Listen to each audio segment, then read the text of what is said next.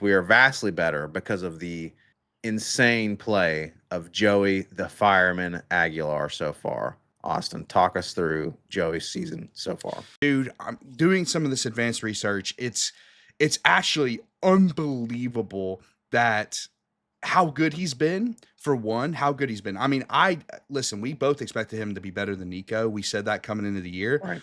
Didn't expect him to be this Yeah, good. I just didn't. He has been exactly. one of the best quarterbacks in the country, and hard stop, one of the best quarterbacks in the country. And dude, I hate talking Heisman, Blake. I do. I hate talking Heisman this time of year because we're only 5 games into the year. However, the fact that Joey Aguilar is on 0 Heisman list. I mean, I've seen him on absolutely no Heisman list whatsoever. On 3 released a list of Heisman candidates. Top 10. That's first of all, way too big for a Heisman list. Top 10 is ridiculously too many. Only 4 guys get an invite to New York. So for one, I hate the list already. But for two, 5 SEC quarterbacks make that list, Blake, and none of them are named Joey Aguilar. And I have some stats, like I'm talking just basic stats and advanced statistics that say that I have no idea how they came to that conclusion. It's just incorrect. It's an incorrect conclusion to come to. And Blake, you have to agree with me on this. Had we hit the 43-yard field goal, he might be Completely top different. 3 on the list. He might be number 1. E- Like, and exactly. that's the frustrating thing to me because for one, a lot of Heisman is story, right? No one has a better story than Joey. Are you kidding me? Between the trade and Literally everything, no one. no one has a better Yeah. story than Joey. And we're talking. Listen, Joey put us in position to win the game. You can debate the coach decisions. You can debate, the 4th and 6 we gave up to let Georgia tie it. At the end of the day, Joey put us in position to win that game on the final drive. No one can argue with that. But the difference of him being not in the top 10 of a Heisman list with 5 SEC quarterbacks and being literally potentially number 1 is his kicker hitting a 43-yard field goal. I have a problem with that. I just have an issue with that, man. I think it's a ridiculous way to do the list and it's a ridiculous way to view the sport. Truly, truly ridiculous. I mean, and again, it just kind of speaks to the fact that the media, I mean, clowns. Okay, I'm going to go ahead and say it, clowns. Okay, especially the people who vote on the Heisman, people who vote on the AP poll. The They just worst. continue to show how much of clowns they are. They clearly haven't watched Tennessee football, because if you watch Tennessee football, you would know how Joey Aguilar has put us in a position to win these games and has won us these games. I mean, think about Mississippi State, right? And that, game tying drive that you talked about against Mississippi State. And people can say all the live long day, oh, it was Mississippi State. Yeah, it was an SEC football game on the road. Let's not talk. I mean, newsflash: Vandy's in the top 15 or top 16 or whatever. I mean, the Well, SEC has got some parity these days. You know, I oh, no mean, question. More than any conference, by the way, and it's not close. mhm. And Blake, the people who are mentioning Mississippi State, they haven't watched the games this year. It's okay that you haven't watched the games, but you haven't watched the games. They gave up less than 100 passing yards to Sam Lovett in Arizona State. By the way, Blake, Arizona State has considered the best NFL draft prospect at receiver, with Tyson at receiver, Jordan Tyson. And I might have screwed up his first name, but it doesn't matter. Tyson at receiver, he's the number 1 draft prospect in the country at wide receiver. And Sam Levitt, who's considered a good college quarterback, and they gave up 82 passing yards to them. I mean, Mississippi State's defense is way better than Unbelievable. people give it credit for, and we're Hmm. truly the only offense that took advantage of it. And dude, you talked about the AP poll voters earlier. I would guess, Blake, and you'll have to let me know what you think of this. I would guess at least 60 to 70% of the AP voters do not watch the games on Saturdays. At least 50%. That, and I Yep. think it's at the very least 50% of the people who and vote on the AP poll do not watch the football games on a Saturday, which seems like a pretty important part of voting on the AP poll is actually viewing the games that happen and deciding the rankings based on that. Exactly. You gotta. I mean, literally, it's like a meme of, freaking Bart Simpson having a blindfold on, and like you're trying to find your way, and like you're sitting here voting on a, best teams in the country poll, and you haven't even seen the teams play. I mean, it's just it's ridiculous. But point we're making is it's ludicrous and blasphemous and freaking, ridiculous. All the us's that that Joey Aguilar is not at least being talked about. Like, hey, we need to start thinking about this guy Yeah. because of the way he's been playing. Keep bringing some stats, brother. Bring I'll, us the I, truth. yeah, I'll start. Listen, we've talked about the story, right? The story is one of the best in the sport, dude. And we've harped on that. It's the trade. It's the he was going to quit football to be a fireman. Blah blah blah. So you would think the media would gravitate towards this story. So he's got the story checked off. He's also had Heisman moments, like. One of his big Heisman moment, Blake, was the drive against Georgia to lead him to that game-winning kick that he missed. That's unfortunate. The Mississippi State, obviously, game tying drive, whatever. That's a Heisman moment, in my opinion. But I've got the hardcore numbers as well. I'll bring some of the basic stuff first. Passing yards, Blake. He is sixth in college football and passing yards, first in the SEC with 1,465 passing yards. Passing touchdowns, fifth in the country, first in the SEC. Add with 13 passing touchdowns, add on two rushing touchdowns as well. And then I've got some advanced stuff I'd like to go over as well, Blake. PFF passing grade. Okay, I use PFF a lot. They grade every player from every play in every game, Blake. That's what PFF does. They have somebody watching every single play, and it's not just the TV broadcast either. We're talking about all 22 tape. That's what PFF does. They are tape watchers. They watch every player from every game. He is eighth in the college football in passing grade, Blake. Second in the SEC. Just to throw a little shade at Nico here, Nico is ranked 66th in college football. So, you do the math on that. I think top 10's a little better than top 66. And that might be a little generous if we're being completely honest. Yards per attempt. This is a number I like, Blake. Yards per attempt. It's just I think it's better than just yards. It kind of paints a picture of efficiency. 9.3. That's top 10 in the country, ninth in college football, third in the SEC. You mentioned the turnovers, Blake, how his turnovers, like that was his biggest question coming here, right? Was, is he going Yep. to be able to take care of the ball? And he's had quite literally some of the worst turnover luck in college football. And I have some numbers to back that up. Turnover worthy play, that's a metric PFF uses to basically determine whether a turnover is a quarterback's fault. That's the easiest way I can put that. His turnover worthy play percentage, Blake, is 0.6. That's fourth best in college football. Wow. And and dude, he's behind three guys with 0%. He's first in the SEC. What's crazy about this stat too, Blake, is I told you he's fourth best, right? In the entire country. He has 39 more dropbacks than everyone ahead of him. What the reason I bring that up is he's had a larger sample than every single player ahead of him. So if you add 39 dropbacks to those other quarterbacks, it's likely that they have a turnover ready play at that point. It's insane, dude. He's done an elite job at taking care of the ball.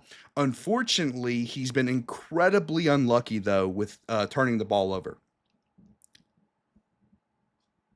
Yeah, it's so again between that and his kicker missing a field goal. I mean, it's just it's unlucky. It's kind of unfair, but I'm hoping, man, by the end of the season, I'm hoping by the end of the season, the ball won't lie and we will get some justice for Joey. Austin, I think another thing too, and I love the stats that you bring up because that's like, again, you can't argue with the stats, but also it's the intangibles, right, Yeah, Austin? And we exactly. talk about the story, but also Joey Aguilar's been such an amazing leader, ice in his veins, and so it's like, how can you, because that's part of what being the Heisman is too, right? Mm-hmm. I mean, you look at players like Tim Tebow and all these other great players who were great leaders, and Joey Aguilar has that so far. So, and then also real quick, Jace in the chat, welcome Jace. Yes, we are live, Jace. We surprised you guys tonight with a live episode, so welcome Jace. Yes. Welcome everyone to the stream. But yeah, Austin, I mean, just Joey's leadership has been incredible so far. Incredible, and it's a great point, dude. And I have some more stats to bring as well. But you're right. It's the story, it's the intangibles, it's everything.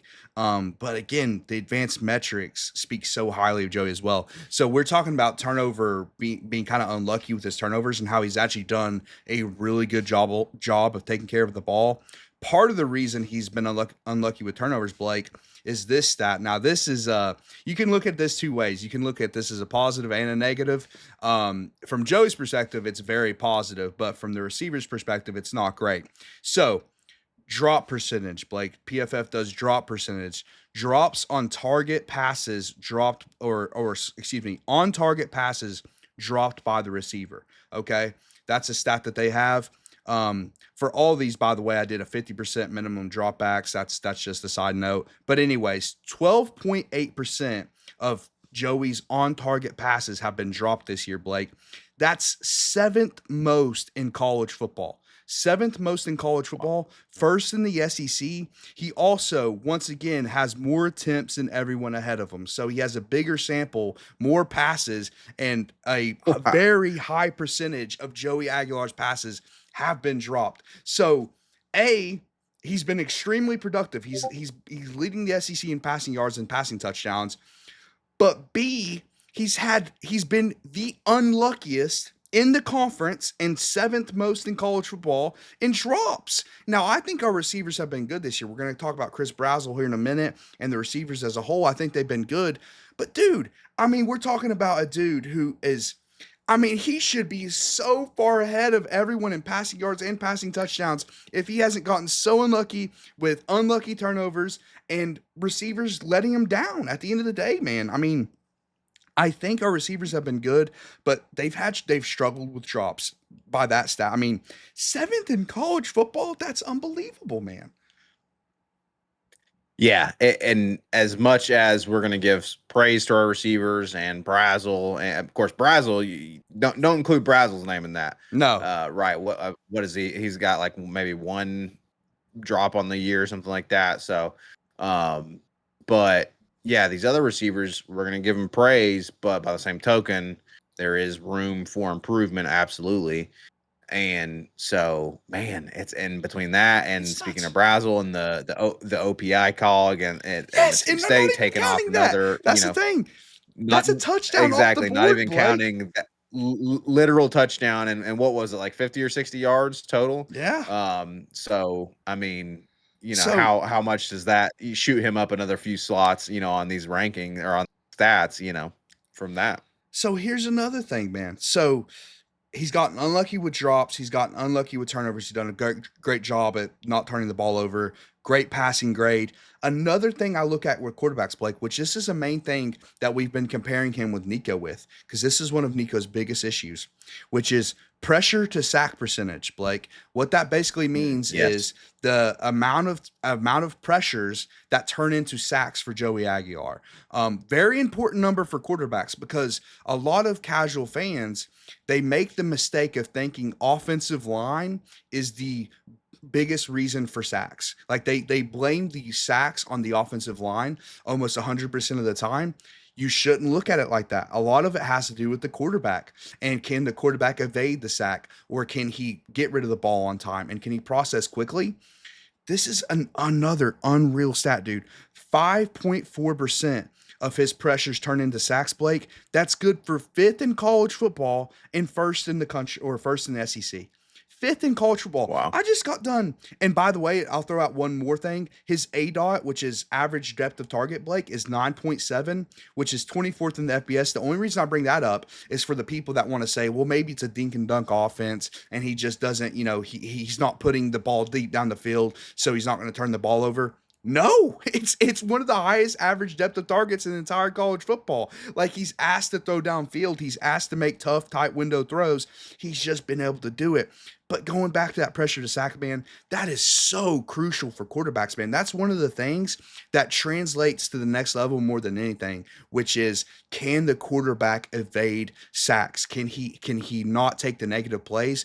And dude, we brought up sack numbers, I think on our season preview, Blake, how like an absurd amount of drives in a football game that result in a sack are basically always result in a punt or a negative. Like you don't Right. score on those drives. I think it's like 85% or something, or maybe even 88% of drives that have a sack don't result in points. It's an absurd amount, and those numbers might not be perfect, but point being is, man, every aspect of the game. I just got done saying, and how many of these stats was he first, second, or third in the SEC, Blake? And again, Yeah. going back to that Heisman list, five SEC quarterbacks were in this Heisman list. Joey Aguilar wasn't one of them. Like, what metrics are you using? What world? What What metrics world are are you you living in? using? And is it, and just be honest, is it the 4-1? Because if it's the 4-1, you're really, really bad at your job. You're really, really bad at your job, because you can't even simply say, okay, was Aguilar the reason for the one, or did he put his team in position to win that game? And the answer is, he's absolutely put his team in position to win that game. And he checks every other box, Blake. The intangibles, like you said, but also, again, how clutch has he been, man? Every time he's been Yeah. asked to get his team Exactly. in position to win the game or tie the game in the fourth quarter, in two SEC games too. We're talking like, we've had good competition so far. We've played Syracuse, Mississippi State, and Georgia. That's some of the. I mean, Texas hasn't even played a conference game yet, Blake. It's absolutely ridiculous. Exactly. So he's answered the competition question. He's put his team in position to win when they need him to. And like you said, man, the story and the intangibles, it's everything. So why isn't he getting that national recognition? I don't know. I don't know. Other than, like you always point out, there has to be some kind of bias. Cause like, how else can you get to that conclusion? The power T, brother. The power T. It has power among the fans and among college football, and they hate that.